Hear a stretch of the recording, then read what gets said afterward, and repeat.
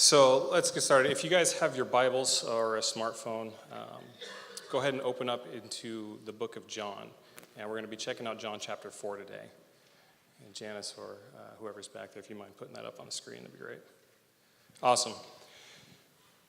So the script says, as he traveled through Galilee, this is Jesus that we're talking about here, he came to Cana, where he had turned the water into wine. There was a government official in nearby Capernaum whose son was very sick. Verse 47, when he heard that Jesus had come from Judea to Galilee, he went and begged Jesus to come to Capernaum to heal his son, who was about to die. Jesus asked, will you never believe in me unless you see miraculous signs and wonders? And the official repeated, Lord, please come now before my son dies. Then Jesus told him, go back home, your son will live. And the man believed what Jesus had said and started home. While the man was on his way home, some of his servants met with him with the news that his son was alive and well. And he asked them when it had begun to get better. They replied, yesterday afternoon at 1 o'clock, his fever suddenly disappeared. The father then realized that was the very time Jesus had told him that your son will live. And he and his entire household believed in Jesus. So I'm going to be talking to you today about how Jesus is the bearer of our burdens. So the burden that this father was carrying, Jesus was able to take it from him, heal it, and make it go away. So I'm going to need 2 volunteers. But before everybody jumps up, these are very specific volunteers. You have to meet certain requirements. So, category number 1, by show of hands, who here can hold out about 5-6 pounds at arm's length? No one. Wow, okay. Okay, so I see one in the back. I need like a lot of volunteers, and Elu, I'm actually going to pick you no matter what, so. But just stay there for a second. So, show of hands, who can hold about 5-6 pounds at arm's length? Okay, great. Of those people, are you guys familiar with optimists and pessimists? Right, optimists, things that are the brighter side of life, pessimists, the negative side of life, right? Of those people that can hold 5-6 pounds at arm's length, how many of those people would consider themselves to be optimists? Perfect, a few. So Elu, you're a pessimist or no? You're optimist? Okay, so Mr. Optimist, come on up. Someone that can also do it that's a pessimist, I want you to come on up here too. No one's a pessimist? All right, come on up here, Ken. That's insane. You guys are awesome. Thanks, bro. All right, Ken, come on over here for me, please. Excuse me. All right. Take that. I hope I can hold this up. Okay. Well, put it down if you need to. Now, the competitiveness in me would want to hold it out longer than the other guy. I don't know how about you guys feel, but do the best that you can. Oh, we got You're gonna have to hold it out, just a little bit. So do me a favor, just hold it out at arm's length. So the classic optimist pessimist, right? As the optimist, you would see that jug as half full, exactly. The pessimist would say half empty, right? Exactly. It's a little bit more than half, but just stay with me here. I always considered myself to be an optimist in life. I always kind of felt like that was important, and I still think that it is. But as I got older and realized really how life works and everything, my view began to kind of shift on the matter itself. See, these jugs are meant to represent life, the things that life throws at us, the things that life puts in our paths, and more specifically, the burdens that we hold because of it. Can I be real with you guys for a second? Good. So, I had lived my life with an addiction for over 10 years. An addiction that nobody knew about whatsoever. It was just me, it was my secret. And because of it, I carried a burden of shame and guilt. See, I was shameful of the things that I had done because I knew I was guilty of them. And even more so because I continued to do them, and it never got any better.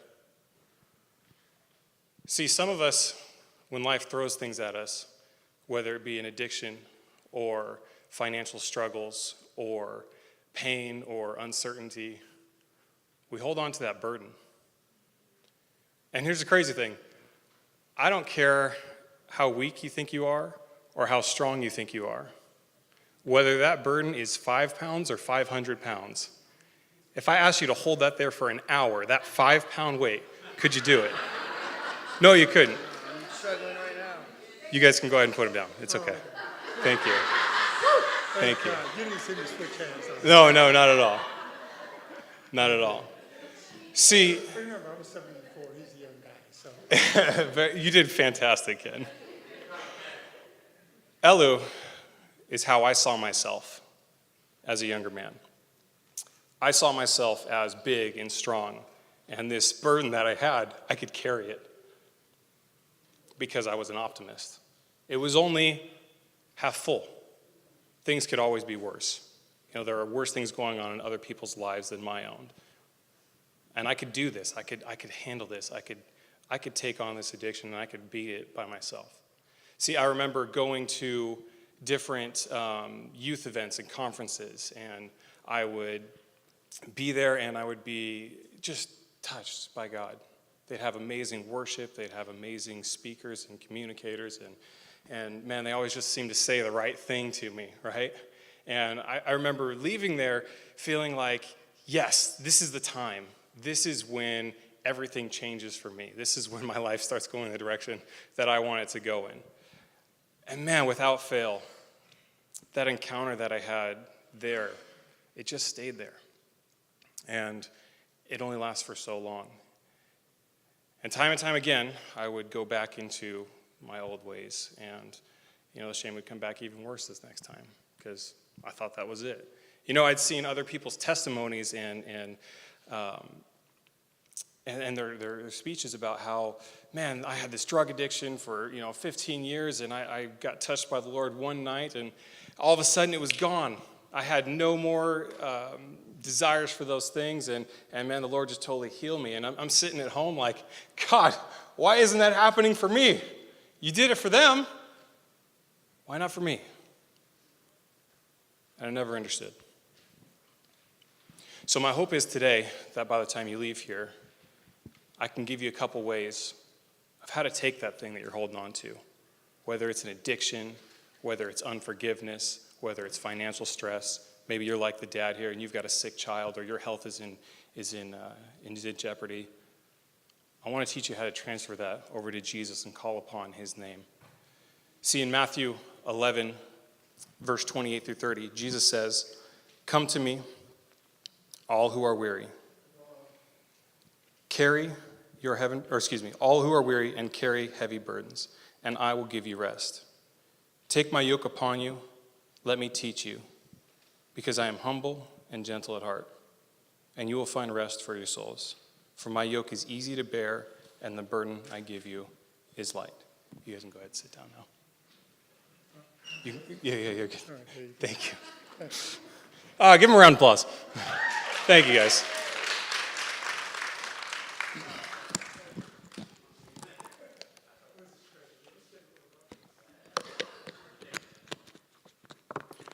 All right. So let's look at the story that we talked about here in John. So we have a father, and not just any father. It says government official. Now, I don't know if you guys know this, but I wasn't alive back then. But I got to imagine that, things like healthcare were probably a lot less evolved than they are nowadays. Kaiser Permanente probably wasn't making people thrive as well back then as they are today. Especially not if you were on the poorer side of the income line. You probably had access to almost nothing. Maybe there was a doctor in your village if you were lucky, but probably not that great no matter what. Definitely wouldn't be the case though if you were a high-ranking government official. He probably got paid well. He probably had access to the best health care available. I'm sure he had all the best doctors in the area, probably not flew people in, but carried people in, or what's the horse and carriage? He carriaged people in from far around. But so this father, he's holding this burden, which is his son's health. Obviously as a father, it's your responsibility over your kid. And man, I got a couple months before our babies do, but if there was something wrong with my kid, man, I wouldn't stop at anything in order to try and get them to be healed and happy. So I got to imagine at this time, he's probably tried everything. Because in the script, it doesn't say that he believes in Jesus. He's not Christian. He's not a follower or anything else. He just heard about Jesus. So he goes through weeks, maybe months, I don't know, of this hardship, holding on to this burden, trying every human thing that he can think of in order to get his son healed. And it kind of turns back vain. Nobody can help him. Nobody can heal him. So he hears that this guy, Jesus, who's done other miracles, he's at his rock bottom at this point. He's like, well, I'll try anything. My son's about to die. I don't care what it would be. And the thing that I think is amazing here is that he has servants, right? But he doesn't send his servants out to see Jesus. He himself walks and goes. Now, I looked this up on Google, so if it's wrong, you can blame Google, not me. But the city that he's in, Capernaum, versus where Jesus was in, Cana, is not close necessarily. In fact, it's about 25 miles uphill, according to Google, from Cana to the classic story of, oh, my grandpa was so awesome, he walked 5 miles uphill in the snow every single day, back and forth to work. Yeah, it was one of those, but it's legit. So he decides that he's going to walk to go see Jesus. Now, I don't know about you, but I walk a couple hundred feet on the beach, and I am already tired. The sand is heavy and everything, but this guy's going 25 miles. Now, I'm in sales, right? So when I am trying to produce a result, I'm constantly thinking of how it is that I'm going to get there. The conversations I'm going to have with people, the mentality, if they say this, I'm going to say this, and that'll overcome that. And it's this kind of back and forth over and over thing. I got to imagine as this guy, being that this is his last possible shot before his son dies, he's doing this the entire 25 miles. Okay, when I get there, I'm going to say, Jesus, you're going to come with me. My son's sick. He's about to die. And then he's like, well, if Jesus says no. Okay, well, no, Jesus, here's why. I gave money to this and that. I've helped this. I've checked this. Listing off all these things that builds him up of reasons why Jesus needs to come with him and heal his son. Playing on Jesus' love for people and everything else and just going through this. At least that's what I'd be doing the entire time up there. So he gets through this 25-mile trek, and he finally meets Jesus, and he says to him, verse 49, Lord, please come now before my little boy dies. And Jesus responds with him in this way that is maybe a little unusual. At first, when I read the text, I almost thought that Jesus was maybe almost mocking him, because he says, will you never believe in me unless you see miraculous signs and wonders? As I kind of went over it several times, I began to more understand Jesus is setting this guy up. See, Jesus knows that he wants him to come back, that maybe he's spent this entire time trying to convince Jesus to come back. He's got this track in his mind of how it's going to play out, how his son is going to get healed, right? And Jesus just takes his plans and asks him a simple thing, like, is that the only way that you're going to believe in me? Is that the only way that you think that your son's going to get healed almost? And the guy responds, he almost doesn't even respond to that question itself. He just asks again, Lord, please come with me, heal my son. So Jesus then responds, go, your son will live. At that moment, the man has a choice, right? He can either choose to believe what Jesus says, or he can continue to argue his point and try and do everything within his power to get Jesus to come back with him. But the script says that he decides to just believe. Takes a little step of faith. And really, that's what it all comes down to. So I want to give you guys 3 things that you can do in order to get that burden that you've been carrying over into Jesus' hands. See, for me, my previous story with these things, the way that I expected life to turn out and expected, my addiction to be broken. I expected that I would go to one of these conferences and Jesus would heal me instantly, and that would be done in the end of it, and I'd be free, and I'd be happy again. That was my mind track. See, but all along the way, Jesus was asking me something else. He was telling me to do something else. He was telling me to get somebody involved. He was telling me to meet with somebody. He was telling me to pour out. But see, whenever Jesus is asking you to do something, you're going to choose one of 2 things, because there's 2 voices that are going to come. There's God's voice, which he's your creator, and he's got it all figured out, and he's got the answer that you're looking for. But at least in my experience, it's almost not the answer that I wanted to hear exactly. And it usually requires a little bit of work on my part. So you can choose faith, or you can choose fear. See, the other voice that's going to come to you is going to say all the reasons why that's not going to work, right? So for me, it was, well, God, I can't let somebody in. Do you know how much I failed at this? I'm not going to be perfect. What if I open up and I tell somebody, and what if they can't handle it? What if they can't love me like I need to be loved here? What if I do well for a while and then I fail again, and they say, okay, it's all right, keep going. Well, what if I fail again after that? These past 10 years of failing over and over again, I'm kind of in a pattern here, God. I don't think it's going to be instantly broken, at least not in my experience. But God, what if I open myself up and I put myself out there like this and I just get hurt? I don't know if I can come back from that. See, and I think that's where a lot of us get stuck, is that we've been carrying this burden for so long that we're afraid to even try to get rid of it. See, I was so focused on this weight that I was holding, because no matter how strong I was, eventually, if you hold out that weight for long enough, that will be your only focus. Everybody around you will almost blur. You hold that weight out there for an hour, your back is going to hurt, your shoulders are going to hurt, your whole body is going to be absolutely drained. You can't do anything. That is it. That's all that you got, is right there. And Jesus would come along and say, listen to me. I'm your rock. Just put it down. I want to take it from you. So that's the amazing thing about Jesus. Not only can he take these things from you, he wants to.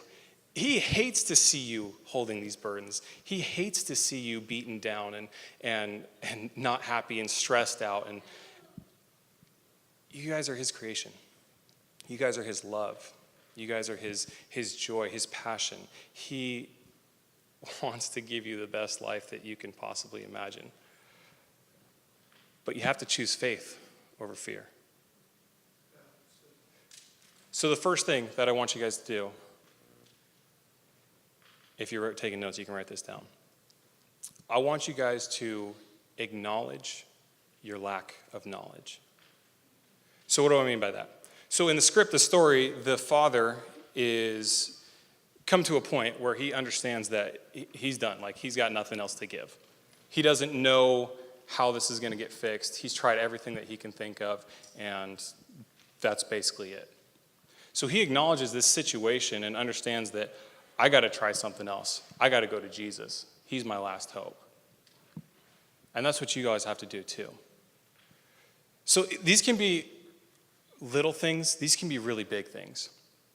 Like maybe for some of you this morning, on the way to church, You were fighting to get your kids ready. You were fighting with your husband. You were, I don't know what's going on. It happened a few times when I was growing up as a kid. And then, you'd spend all this time and energy just so frustrated and carrying this burden of anger that by the time you get it to church, then you just have to put away with it. Like, oh, that didn't happen. We're here at church now. We're a perfect family. Hey, is that anybody? Perfect family, yeah. But what you got to do, acknowledge the situation. You got to almost take a step back and say, God, this isn't what I want. God, this isn't the life that I want to be living. These aren't the things that I want to come back to. And it's hard. It's hard to do. Because emotions get high and emotions get raw and rough. But it's the first step. Second step is to just ask Jesus. So in the text, again, the guy comes up and probably again spent all this time planning on what he was going to say. But by the time he gets there, he's in desperation mode. And he goes, Jesus, just come. Just come and heal my son. And see, that's the amazing thing about Jesus. You don't have to be the world's best prayer. You don't have to have any kind of skills talking to people or any fancy vocabulary. You don't have to say 50 Hail Marys, no offense to anybody that's Catholic. Jesus will take you exactly where you are. If you're in a spot of desperation and the only words that can come out of your mouth is, Jesus, help, that's it. That is right it. That is the Father's heart of Jesus right there. See, I would be at these youth conferences singing songs. And like the one we sang this morning, I'm no longer a slave to fear. Maybe you're out here in the crowd and you're singing, I'm no longer a slave of fear, but you know deep down, you are definitely still a slave to fear. You don't get points for saying the words. You get points for being real with God. So at these conferences, at these worship nights, I would be singing this song and I just feel, God, I don't mean any of this. This isn't me. But God, I want it to be. God, I want to be able to sing these songs and have them mean something. I want them to be real. So if you're here today and you're saying, God, I'm still a slave to fear. I'm still a slave to anger. I'm still a slave to unforgiveness. I'm still a slave to my addiction. I am still a slave to my financial burdens. I am still a slave. But God, I want you to come here. God, I want you to meet me. God, I want you to take these things from me. Because this burden that I've been carrying is getting heavy. I've had it for too long. All of my focus is drawn into this burden. I can't be the person that I need to be for the people around me. I can't be the husband that I want to be for my wife. I can't be the father that I want to be for my kids. I can't be the boss that I need to be to my employees. I can't be the coworker that I should be. God, I can't do these things anymore. This burden's crushing me. It's as simple as asking Jesus. It's as simple as that. But here's the final part. You have to choose faith over the fear. Because again, Jesus is going to give you the answer. Maybe you don't like it. Maybe you think of a million reasons why that's not going to work, why that's not your answer. You have to choose the thing that Jesus has told you, that he's given to you. And eventually I did. And it changed my life. God wants to do that for you guys. God wants to change your life. God wants to take away those things. See, here's the thing. There are people out there that don't know the information that I just gave to you. And they need to know it. So he wants to start with you. He wants to take your burdens. He wants to build you up. He wants to change your life. He wants to pour in joy and peace and love and everything that we all want for our lives. That's his heart for you. But more so, it doesn't stop right there. God wants to do all of those things so that you can go out and you can tell somebody else, guys, there's good news. I had this addiction for 10 years and it's gone. I was holding on to this unforgiveness for 30 years. What that person did to me was not okay. And I never wanted to forgive them because I didn't want that to make it seem like it was okay and it was right. But I'm free. I'm happy. That thing doesn't hold me down anymore. I am not chained. I can live my life the way that I want to live it, and the way that God's called me to live it, the way that my family needs me to live it. I can be the best me because of what Jesus did. That's the good news of our message here today. And that's what I hope that you take away. So again, 1, acknowledge your lack of knowledge. When you've come to the end and everything that you've tried isn't working, you gotta say, well, let's try something else because obviously I don't know what's happening here. Number 2, ask Jesus. Just ask Jesus. Be real with him. He'll meet you exactly where you are. And number 3, choose faith over fear. You guys do this and your lives will be changed. So everyone just bow your heads with me.